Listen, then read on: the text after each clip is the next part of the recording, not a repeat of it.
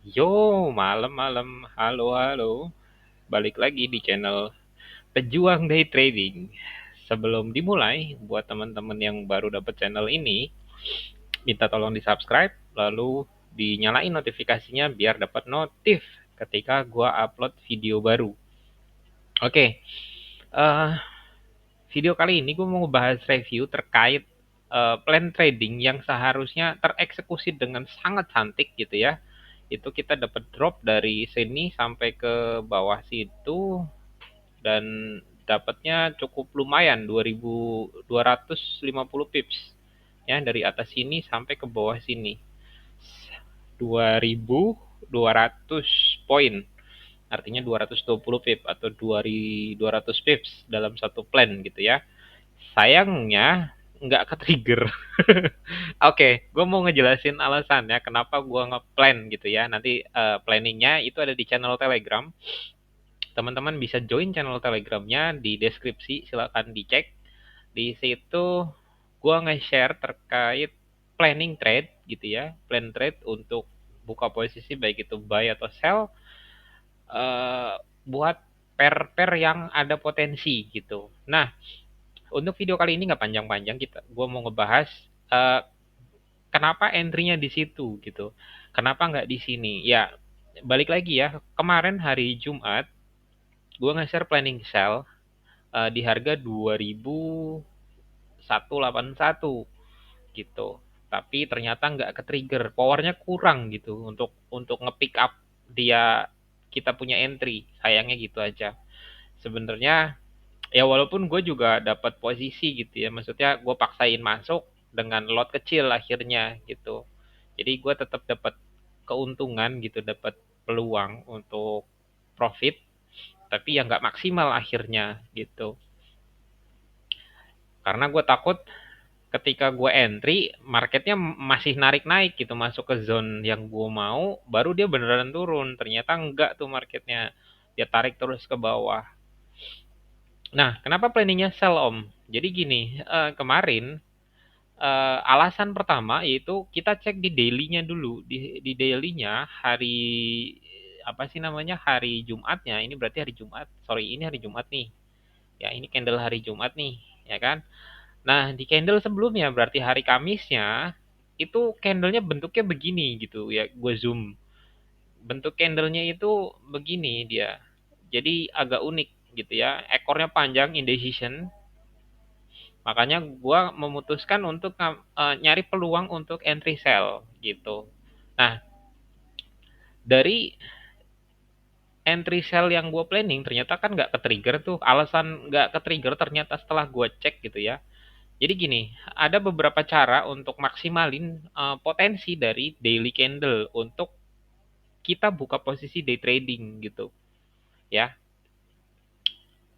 Mungkin di next video gue bakalan ngebahas lebih detail, tapi gue mau nge-share gimana posisinya atau gimana gue bisa melihat peluang entry dari daily candle gitu ya. Nah, ini markingannya dari body dulu ya, gue cek di kayak gini, gue marking bodinya. Ada beberapa cara, tapi ini salah satunya untuk alasan yang hari Jumat kemarin gue share. Jadi nanti gue tempel tuh planning cell-nya, sayangnya nggak ke trigger, harusnya TP maksimal gitu. Oke, jadi balik dari acuan di daily candle untuk hari sebelumnya, kita udah tahu nih market daily-nya itu di close dengan warna merah, kemudian bentuknya indecision doji gitu ya, ekornya panjang banget gitu, bodinya cuma secuil. Maka gue geser tuh dari daily, gue coba turun langsung ke H1 gitu. Nah, di H1 gue ngeliat nih, dari body candle yang gue marking ternyata ada order block yang cukup bagus gitu ya. Kenapa gue bilang cukup bagus? Alasannya gini, setelah gue zoom di trading view gitu ya, gue tarik body candlenya dan gue persempit zonanya, gue giniin gitu ya, gue ambil zonanya. Nah, order blocknya kan di sini nih, karena di sini ada imbalance candle nih, ini zone zone imbalance-nya nih, gitu. Nah, dari zone imbalance-nya ini sebenarnya kan gue nunggu nih market tuh masuk ke zona order blocknya gitu. Karena biasanya kalau kita nemu imbalance candle bisa jadi market itu ngambil ekstrimnya. Jadi di sini mungkin ganti warna kali ya biar biar ngebedain warnanya mungkin karena kita sell atau supply kok ganti warna merah yang lebih tebel. Oke.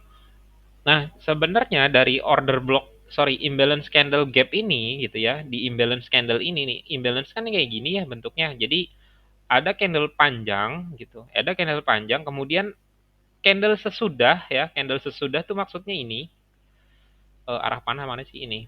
Candle sesudah ini satu, kemudian candle sebelumnya yang ini, yang hijau itu nggak ketemu ekornya gitu, nggak keisi dua-duanya gitu, karena ada breakout gitu, ada imbalance di mana power sell-nya lebih gede daripada buyer gitu, makanya muncullah imbalance ini. Dari imbalance ini gue nemu nih, maksudnya gue marking, oke, gue udah dapet nih imbalance candle gitu. Jadi gue marking kan order blocknya kemarin. Dari order block yang ini gue harapin sebenarnya si market dari drop sini gitu dia kuat naik sampai ke dalam zona ini. Baru di sini gue menunggu validasi. Apakah ada langsung gerakan apa namanya engulfing atau doji gitu. Doji atau candle kecil-kecil bertumpuk sampai 3 biji di dalam zona ini gitu. Kalau candle tiga biji bertumpuk di dalam sini, ngumpul di sini, kemudian ada breakout candle ke bawah gitu, candle panjang, maka gue bisa tuh kayak gini misalnya. Gue fill 100% biar candlenya warnanya merah. Nah, gue tuh berharap setelah ada candle bertumpuk di dalam sini kecil-kecil gitu.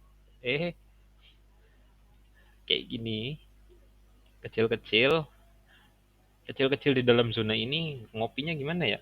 Copy, paste, gue geser. Oh, gesernya gimana nih?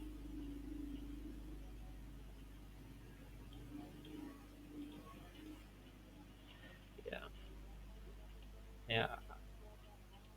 Gue gambarin begini dah. Pokoknya di dalam zone ini tuh, gue harapinnya kemarin ada candle bertumpuk, dua dua candle atau tiga. Gue harapin ada 3 candle bertumpuk di dalam zone.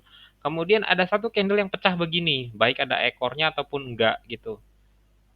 Baik ada ekornya di sini gitu ya. Gambar apa ini?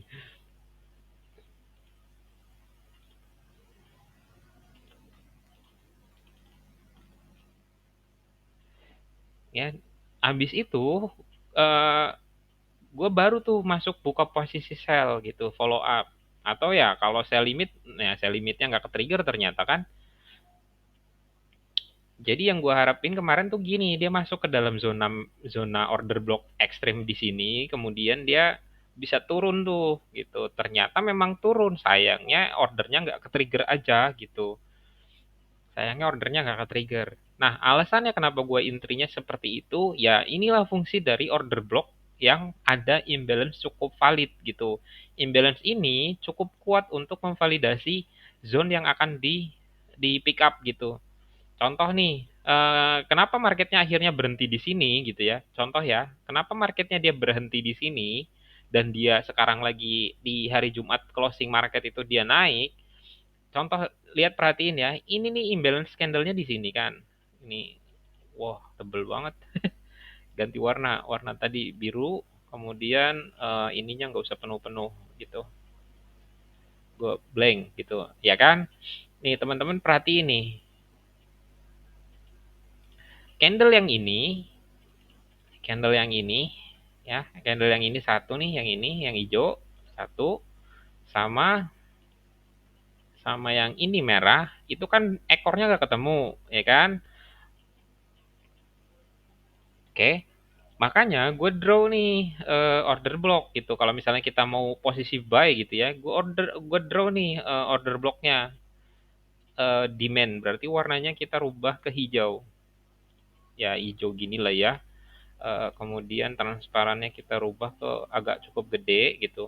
Nah, teman-teman bisa perhatiin gitu, dia mental di ekstrim dari order blocknya di sini. Bukan ekstrim, tapi potensial order block yang akan di pick gitu sama market gitu. Kalau kita extend gitu sampai sini karena kita ngambil low dari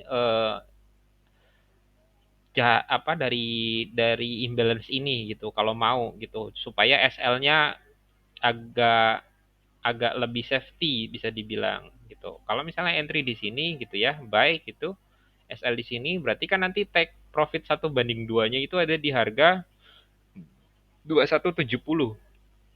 Dan ini udah separuh jalan, udah TP1, ya kan?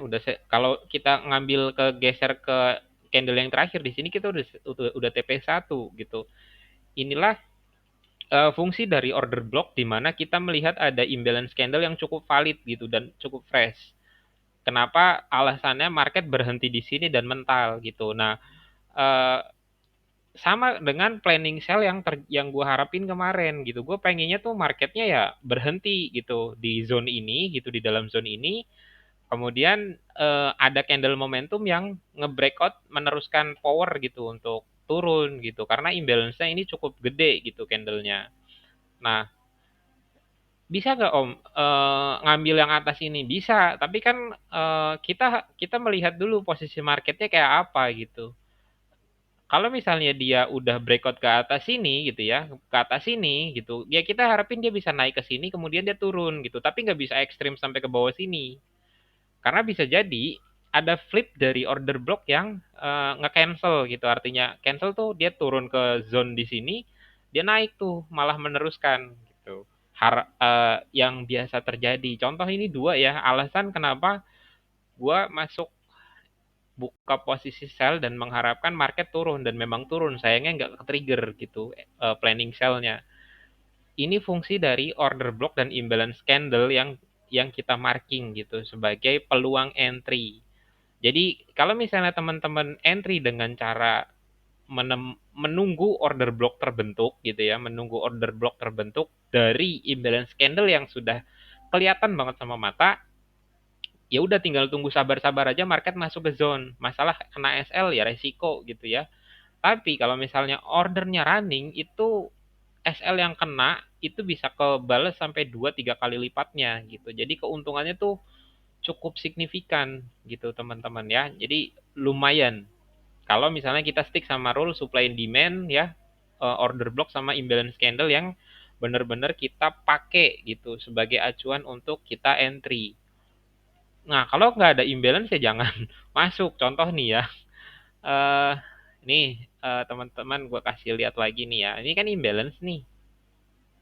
Nih, ini kan imbalance nih ya. Ini imbalance nih. Bisa diperhatiin ya candle yang sesudah dan sebelum candle momentum ini ada apa sih namanya? Ada gap gitu. Nah, kan kita marking tuh sekarang gitu dari sini nih. Berarti kan kita bisa marking kayak gini nih. Nah, di sini kan teman-teman bisa lihat tuh, kalau misalnya dia mental dari area demand-nya gitu, atau dari area order block-nya. Oke, jadi ini kemarin kita dapat profit sih, tapi gua nggak nge-share di grup, lupa kayaknya ini plan trade pribadi. Jadi bisa dilihat teman-teman ya, kalau misalnya dia itu mantul gitu atau ada reaksi dan ini membal lagi ke atas gitu. Cuma sayangnya dia breakout dulu, ngambil liquidity dan dia itu ngambil ekstrim dari order block di sini. Kenapa ini jadi ekstrim, Om? Ya, ini perhatiin ya. Kenapa di H1 ini jadi ekstrim order block? Kalau misalnya kita marking ini sebagai zone, kita turun ke M15 atau time frame yang lebih kecil, kita bisa ngelihat kalau si apa namanya si candle di sini tuh order block juga gitu ya. Ini yang kita marking tadi nih, ini order block nih. Jadi kalau misalnya kita extend gitu, kita mau ambil satu candle ini sebagai order block gitu, ya. Kita ambil satu candle ini dari zona order block apa imbalance candle yang kecil di sini gitu. Di sini nih, yang ini yang kecil kita ganti warna biar ngebeda gitu ya. Ini order block nih. Sorry imbalance yang di sini nih zonanya. Kemudian kita marking order blocknya terus kita extend ke kanan, lihat reaksinya gitu. Jadi dia tapping doang, abis itu mental. kita bisa entry-nya setelah setelah ada reaksi gitu. Jadi kita entry-nya tuh kalau misalnya mau konservatif ya setelah ada candle bullish terbentuk itu kita bisa baru entry gitu. Nah, tinggal pilihan teman-teman tuh mau kayak gimana gitu. Maksudnya kayak gimana tuh SL-nya itu mau tetap di bawah zona gitu ya atau last low gitu, low terakhir. Nah, kita cukup satu banding satu, satu banding dua atau satu banding satu setengah gitu untuk target profitnya. Bisa dilihat kita dapat profitnya. Kalaupun kita extend sampai sini untuk SL-nya, kita pun masih dapat satu banding dua di sebelah atas gitu. Ini kan satu banding dua ya. Kita geser dan bisa dilihat reaksi marketnya dan kita juga dapat take profit gitu. Kita geser ke H1 biar lebih enak.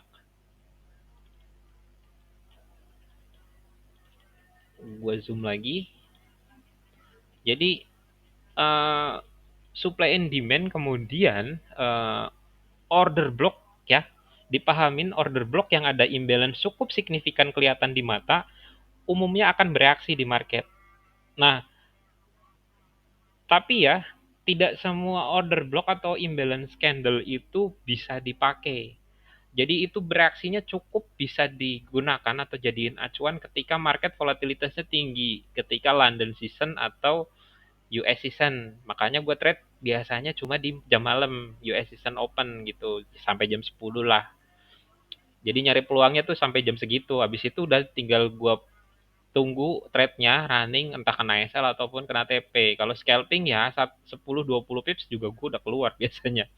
Udah gue rasa itu aja review planning trade yang gagal gitu dan alasannya kenapa gue ngebikin entry di situ atau ngeplan di situ.